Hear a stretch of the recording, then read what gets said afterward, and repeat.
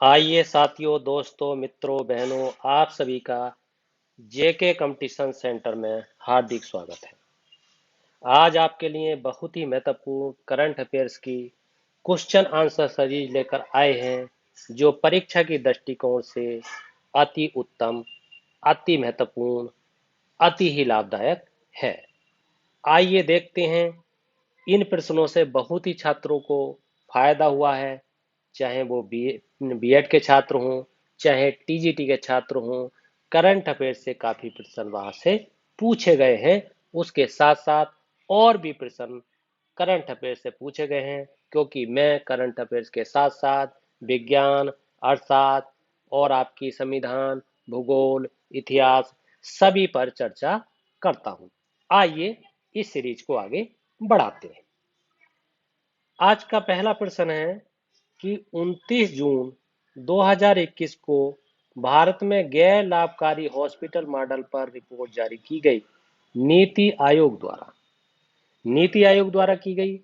साथियों, मैंने पीछे भी नीति आयोग से संबंधित कोई ना कोई प्रश्न आते ही रहते हैं। मैंने कई बार बताया। आइए देखते हैं कि नीति आयोग से संबंधित और क्या क्या प्रश्न हो सकते हैं। आपका पूछा जाता है कि स्थापना कब मनाई गई, स्थापना कब हुई, नीति आयोग की स्थापना कब हुई। मैंने आपको कई बार बताया है, 1 जनवरी 2015। ये आपको याद रखना है। और इसका अध्यक्ष कौन होता है, नीति आयोग का अध्यक्ष कौन होता है, ये भी मैंने कई बार बताया। तो मैंने आपको बताया था कि प्रधानमंत्री होता है। ये आपको ध्यान रखना है। और ये भी पूछा जाता है कि नीति आयोग का उपाध्यक्ष कौन होता है। आपको ध्यान रखना है, मैंने कई बार बताया था, जो प्रधानमंत्री द्वारा नियुक्त होता है। प्रधानमंत्री द्वारा नियुक्त, ये आपको ध्यान रखना है। इस तरीके के प्रश्न बहुत आते हैं। और इसमें कौन कौन सदस्य होते हैं? सभी राज्यों के मुख्यमंत्री होते हैं। सभी राज्यों के मुख्यमंत्री, ये आपको ध्यान रखना है। इस तरीके के भी प्रश्न पूछे जाते हैं। और कौन कौन इसमें शामिल होते हैं? जो केंद्र शासित प्रदेश होते हैं, केंद्र शासित प्रदेश जो होते हैं, उनके राज्यपाल यानी अर्थात उनके उपराज्यपाल भी इसमें होते हैं। ये आपको ध्यान रखना है। और क्या होता है? उपाध्यक्ष वर्तमान में कौन है? ये भी प्रश्न पूछा जा सकता है कि नीति आयोग का उपाध्यक्ष कौन है। आपको बताना है राजीव कुमार है। ये प्रश्न भी बन सकता है। और क्या प्रश्न हो सकता है? एक आपसे सीईओ पूछा जा सकता है। सीईओ कौन है? मैंने कई बार आपको बताया है, अमिताभ कांत। आपको ये भी ध्यान रखना है। आइए साथियों आगे देखते हैं। आगे आपका है 28 जून 2021 को एनफोर्सिंग कॉन्ट्रैक्ट पोर्टल लॉन्च किया गया। किसके द्वारा? न्याय विभाग द्वारा, विधि एवं न्याय मंत्रालय द्वारा।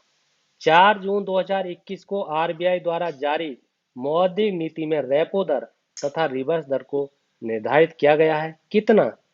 रेपो दर 4% है और रिवर्स दर 3.35% है। ये आपको ध्यान रखना है। आइए आगे देखते हैं। अगला आपका प्रश्न है कि 4 जून 2021 को आरबीआई द्वारा जारी मौद्रिक नीति में सीमांत स्थायी सुविधा एमएसएफ दर तथा बैंक दर को निर्धारित किया गया है। कितना किया गया है? 4.25% या दोनों। अच्छा, ये आरबीआई से संबंधित मैंने आपको कई बार जानकारी दी है। आइए एक बार इसकी जानकारी फिर ले लेते हैं कि कई बार आरबीआई से संबंधित प्रश्न आते हैं, आ जाते हैं। इसकी भी आपसे स्थापना पूछ सकता है कई कंपटीशन में। टेट के एग्जाम में, पेट के एग्जाम में इसकी संभावना ज्यादा है। मैंने कई बार बताया, 1 अप्रैल 1935 को। ये आपको ध्यान रखना है। अच्छा, किसके द्वारा स्थापना हुई? तो ये भी कई बार आता है। हिल्टन यंग समिति थी एक, हिल्टन यंग समिति। यह आपको ध्यान रखना है, इसके द्वारा स्थापना हुई।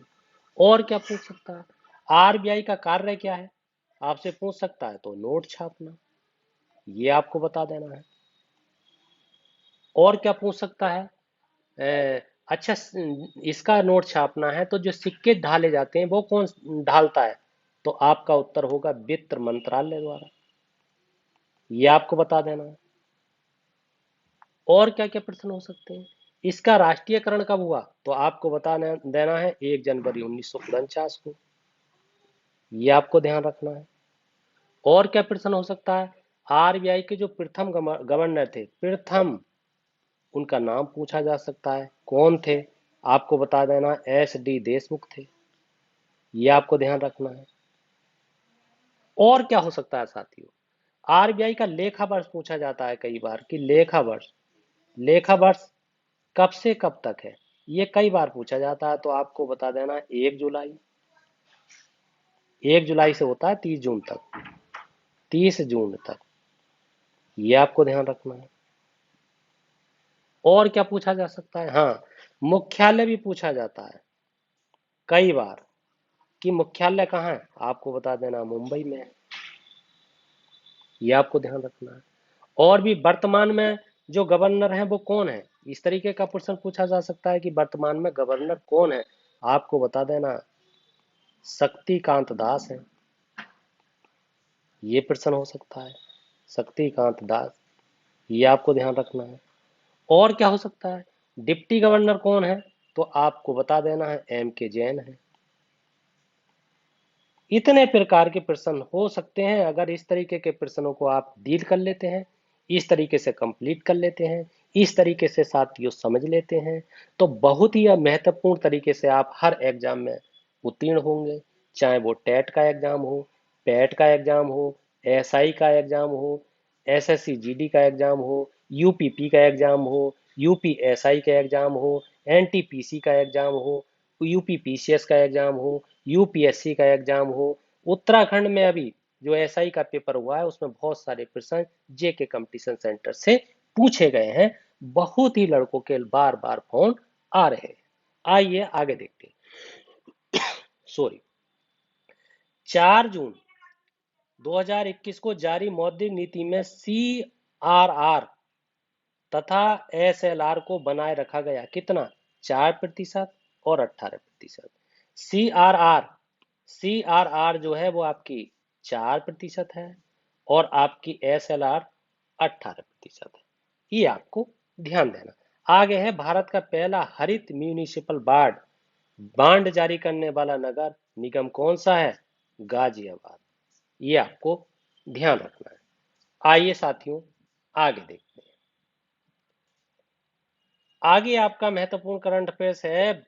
बजटीय विवरण 2021-22 के अनुसार राजस्व प्राप्तियों में कर राजस्व एवं कर भिन्न राजस्व का हिस्सा है। कितना है?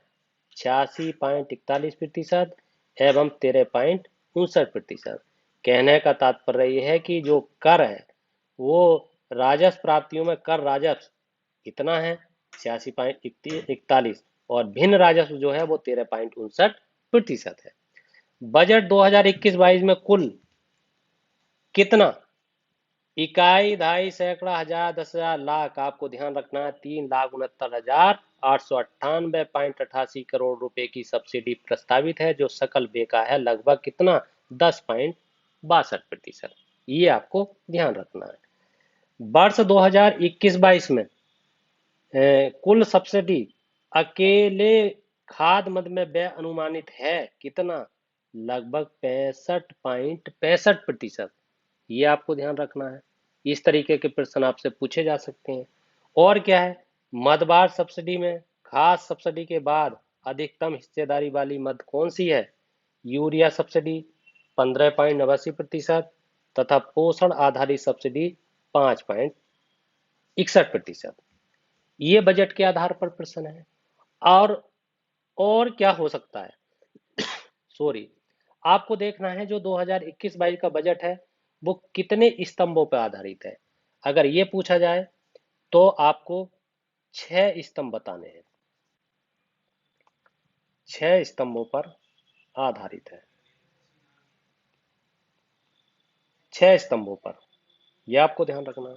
6 वो स्तंभ कौन कौन से हैं आपसे पूछा जाए तो आपको बता देना स्वास्थ्य एवं कल्याण पर है, स्वास्थ्य एवं कल्याण, इस पे आपको फोकस करना है।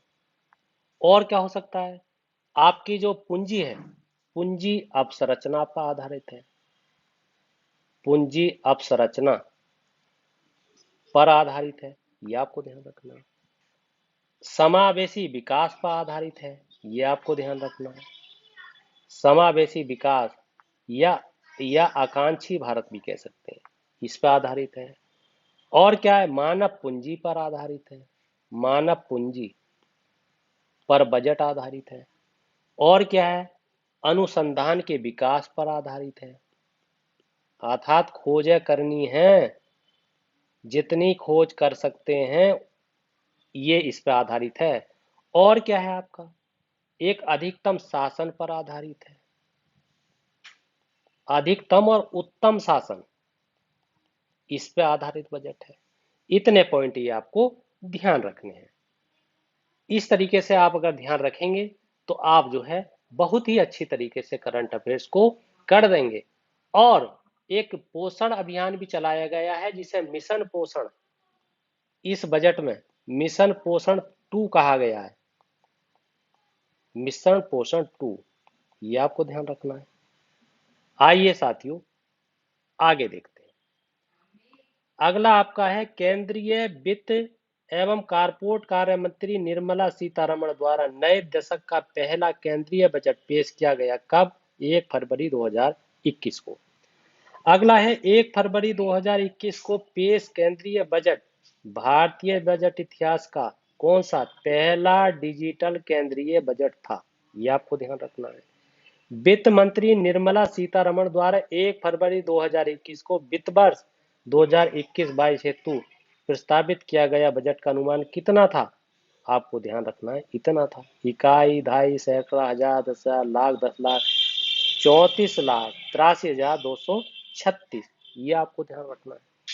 बजट वर्ष 2021-22 के अनुसार कुल प्राप्तियों में राजस्व एवं पूंजीगत प्राप्तियों का हिस्सा कितना है, 51.34% और 48.66%, ये आपको ध्यान रखना है। और बजट से बहुत सारे प्रश्न हो सकते हैं, बजट पर आधारित इतने प्रश्न पूछे जाते हैं कि आपको वो प्रश्न आप अगर उन्हें सटीक तरीके से कर देते हैं तो बहुत ही, जैसे बजट पर आधारित एक बहुत ही महत्वपूर्ण प्रश्न है कि जो कर है उनका सर्वाधिक हिस्सा किसका है।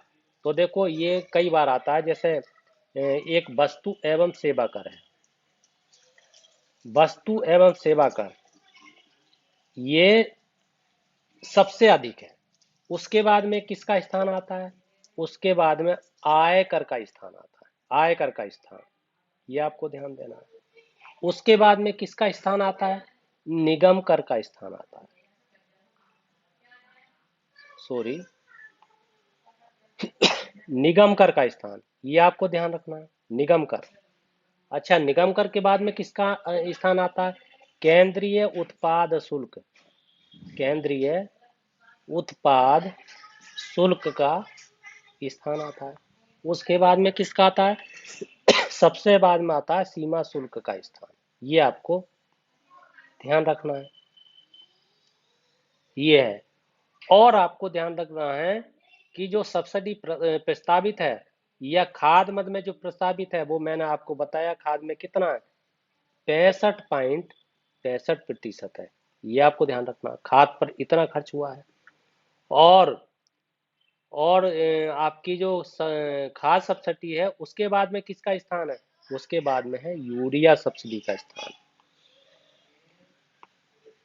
यूरिया पे सब्सिडी उसके बाद में सबसे ज्यादा है, ये आपको ध्यान रखना है। ये कई बार आया है। इस तरीके से आपको अच्छे तरीके से इन प्रश्नों को ध्यान रखना है। अगर आपसे और भी ब्याज भुगतान का हिस्सा पूछा जाए तो आपको 3.6% बता देना है, ये आपको ध्यान रखना है। ये महत्वपूर्ण बजट पर आधारित कुछ प्रश्न हैं जो हर कंपटीशन में इनके आने की संभावना अधिक है। आइए साथियों, दोस्तों, मित्रों, बहनों, यदि आपको ये करंट अफेयर्स सीरीज पसंद आ रही है तो इस चैनल को सब्सक्राइब कीजिए, लाइक कीजिए, कमेंट कीजिए, फीडबैक दीजिए, शेयर कीजिए। इसी के साथ आपका बहुत बहुत धन्यवाद।